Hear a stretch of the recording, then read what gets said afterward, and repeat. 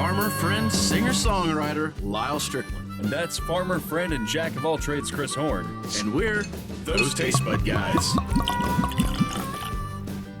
Hey guys, welcome back. Thanks for joining us again. Unless it's not your first time, or it is your first time, then I guess saying again. I'm Chris. That's Lyal. We're those Tastebud guys. See? Hey, we have a shirt. Back here? Hey, yeah, hey. Those Tastebud guys. Plus, there was an intro thing. Anyways, hey, we appreciate you guys hanging out with us. If you have been here before, then glad you're back. If you haven't, just know, hey, we're two guys just like to get together and drink a little bit, try to find some new things. We talk about them. Don't really know what we're talking about most of the time, so don't get on here expecting to learn some big thing. We just really like to talk about flavor profiles and can kind of give some just good old boy chat. If that's your thing, stay tuned in. We'll be drinking here in a few minutes. Before we get to that, first of all, I want to, point out the QR code. QR code declare. If you guys want to help us out, hey man, that's a great way to do it because it just, just a couple bucks and it's immensely helpful. Usually I say, go do this first, but because we're kind of doing this as we're doing this, now I'm going to say do this, which is go check out our friends over at Edelbrand today. Sometimes there's other people, but today it's Edelbrand because they've helped us out by donating these bottles to us, one of which we're about to do. We've been wanting to do for a long time, but we needed a certain beer to get it done, which we finally got. Okay, I think I got my part done. We did. Yeah, you did. Sorry, I'm just and you poured me a beer. I'm just wondering how good the audio removal is if I need to take a broomstick to upstairs. Yeah, I was thinking of that too. That's probably fine. Maybe. Hang on a second. Hey, knock it off up there! Yep. Now it should be finer. It got soft. If you heard that. All right, so it's probably fine. All right. I should start with here. And why do we have two? Okay, so we have two. So we normally do just a bottle or sometimes a beer. Rarely a beer these days, honestly. We pretty much just do liquor. But we're working with Edelbrand. This is a Missouri product. They do a lot of brandies.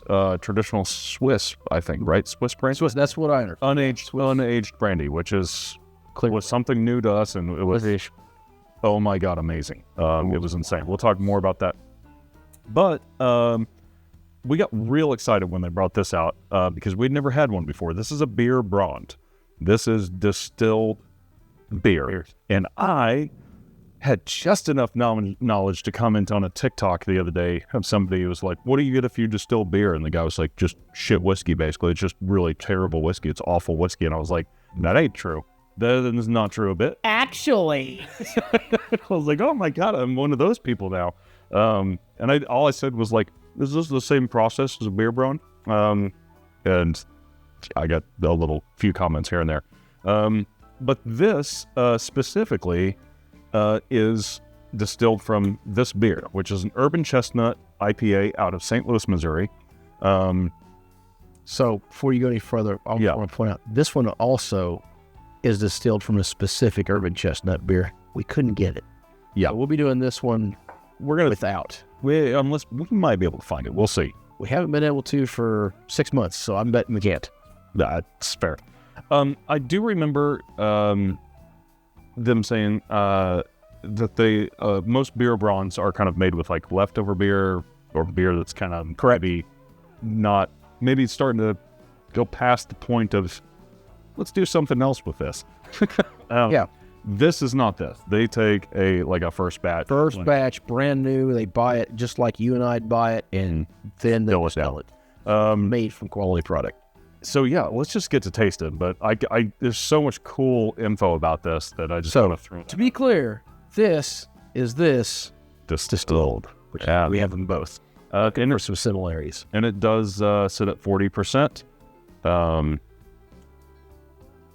Now, nose-wise, what I get in a comparison is this smells incredibly lighter. Of course, you got to remember this is 40%. 40%. Yeah. You just said that. Yeah. And that's 5 probably.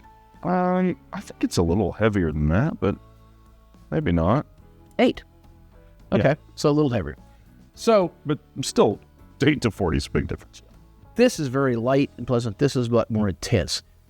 But intense by the grain notes just explode through this. If you've ever took a tour of a brewery or a distillery for that matter, and you walked in where they had and stored all their grains and stuff like that, or they're doing their mashes, you'll know this smell. You'll walk in and you go, oh, that warm, when they do that mash tin of air and it's bubbling, cooking, that's this. And it's just the most pleasant, beautiful smell. It smells like a brewery in a glass. Like that's where it is. It just smells like a brewery in a glass. Other than that, I mean, the hop notes punch through the same way. The beer is obviously a little brighter, a little thinner. But yeah, it's time for a sip.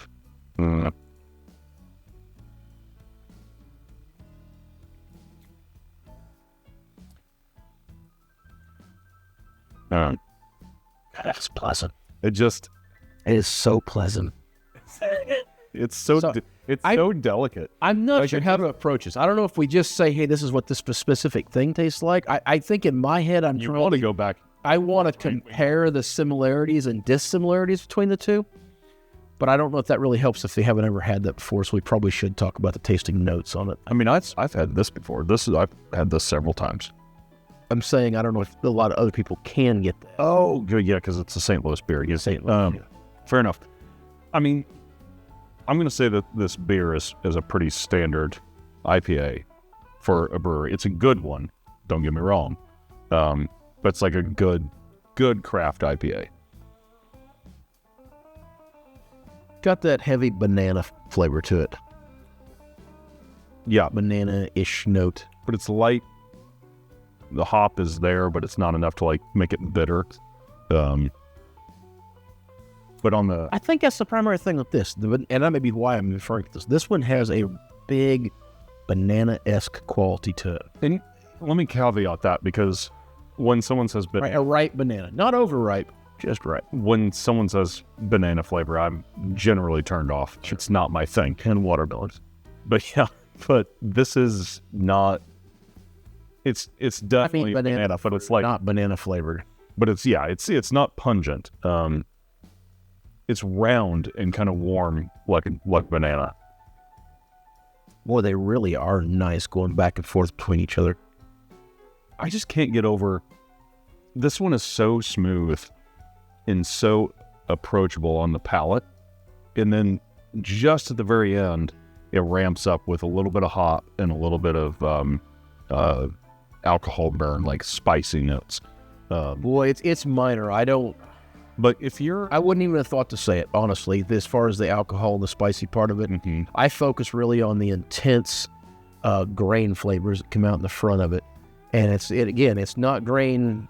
Well, it is grain, just like you'd get out of another distillery, but it doesn't have the aging qualities, so it's a very grain-intense flavor, but not like moonshine intense. I don't know how to say it. It's just incredible. Kind of oily, kind of got an oily texture to it. Yeah, mouth feels very like velvet. It's like velvet on your tongue. It's so bizarre, because we got out of drinking beer for a while just because, God, I mean, there's so much of it, right? And we started drinking, we started drinking more liquor.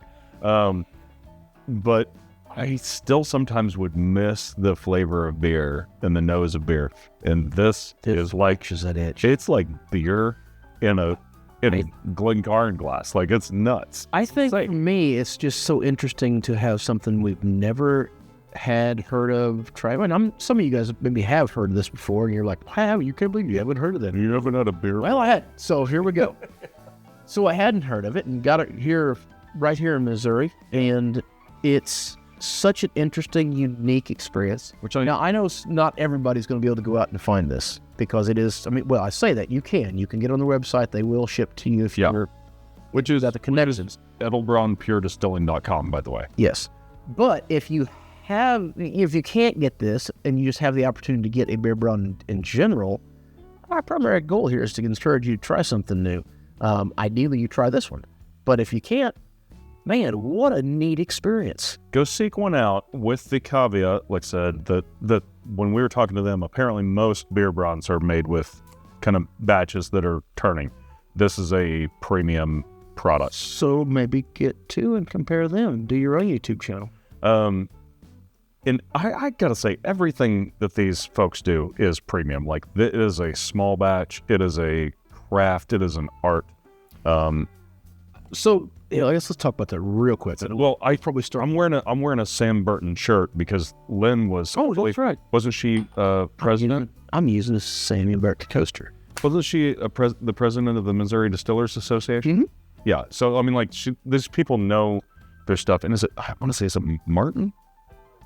Yeah, her husband, yes. Martin. Okay. Sorry. I'm so bad with names, but just the nicest folks on the planet. Their brandy is insane. It's like distilled fruit. It's nuts. It's angelic. I don't know how to say it other than that. Again, they did send us this stuff. Well, we actually picked it up, but they gave us this product. With caveat, we went over there and they gave us a tour of their entire facility, and their facility isn't a lot bigger than our studio.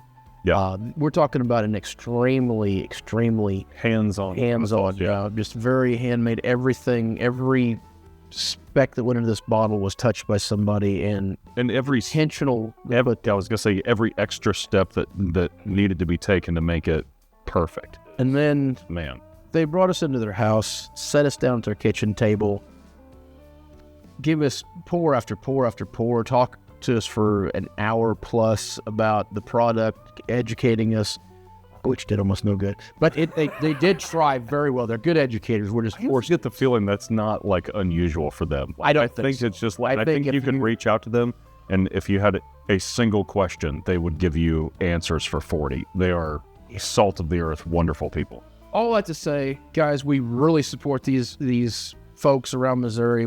These people in particular, they did us a solid. We're obviously pulling for them, but we are so enamored with the quality and the products these guys put out there. Yeah, I mean, it's secondary to none. Please go out and try it. After we just got done, like, gloating over these people, we didn't even get the brandy. Yeah. But we've done stuff from Missouri, and we've done stuff that people have sent us that either got tepid reviews or, frankly, never made it to the show. Trust us, we're not bullshitting you.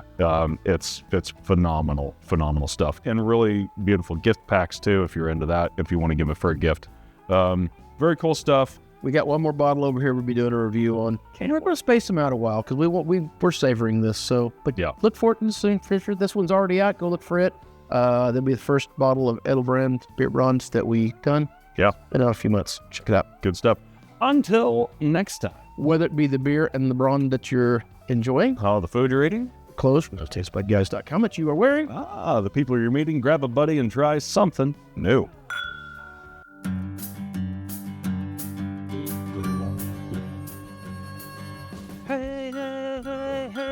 Hey, subscribe. Hey, subscribe. And don't forget these guys over here in the QR code in the corner. Hey.